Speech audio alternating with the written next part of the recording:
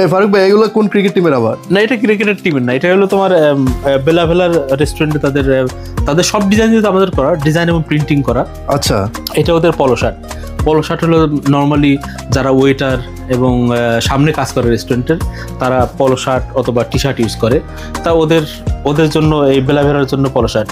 তো তোমরা কি শুধু লোগোটা ইউজ করছো নাকি? না ফুল পলো শার্ট সহ।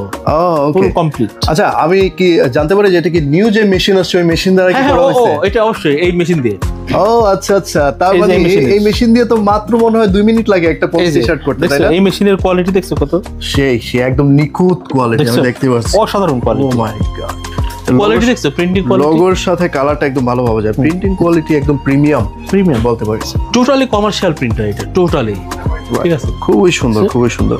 সো কারো একটা থেকে 1000টা যতগুলো লাগুক না কেন সেম ডেতে এবং খুবই রিজনেবল প্রাইসে দিতে পারবো। ভালো একটা অ্যামাউন্ট সেম ডেতে দিতে পারবো। 500 তো আর একদিনে দিতে যাবে না, হয়তো ভালো অ্যামাউন্ট আমরা সেম ডেতে প্রিন্ট দিতে পারবো।